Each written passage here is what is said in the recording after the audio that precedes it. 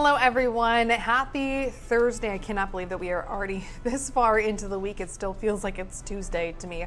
But thank you so much for joining me on Evening Beat for another edition of your top local headlines this evening. So let's go ahead and get right into those. First, we are continuing coverage on a story that we brought you last night. Following a stabbing at a Rochester day center, 52-year-old man has been charged with 2 felony counts. Ricardo Elizondo Jr. is charged with second-degree assault with a dangerous weapon, causing substantial bodily harm, and second-degree assault with a dangerous weapon. According to the criminal complaint, Elizondo got into an altercation outside the landing. Authorities say he hurt 2 people with a knife, and it was all caught on security footage. One of the victims was stabbed in the neck. Alonzo was in court this morning for his first appearance. He will be back in front of a judge in June. Meanwhile, the landing says this is the first incident of its kind at the facility, and it remains committed to being a place of refuge and hope for those experiencing homelessness.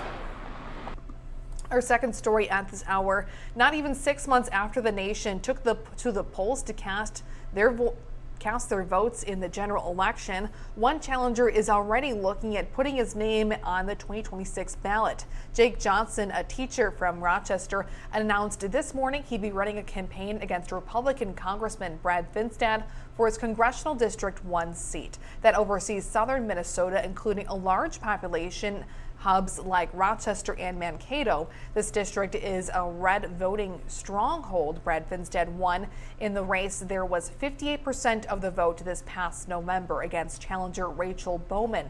Still, Johnson believes he has a chance. He says this race for him is less about politics more than it is about making things more affordable.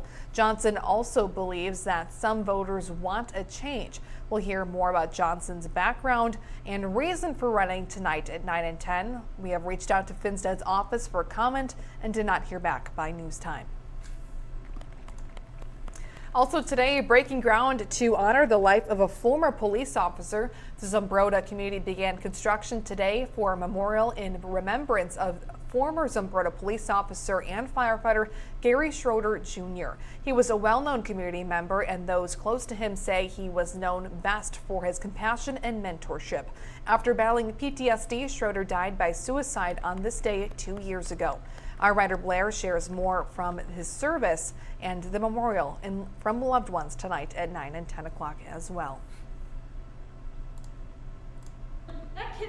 And today, local law enforcement officers trained to help be best prepared for an unexpected and that sometimes when people are in crisis. The Olmsted County Sheriff's Office and Rochester Police Department hosted their annual crisis intervention training in Southeast Rochester this week, and today was the last day of 4 days of training. 27 deputies and patrol officers went through 34 hours of intensive training involving both classroom learning and role-play scenarios involving actors.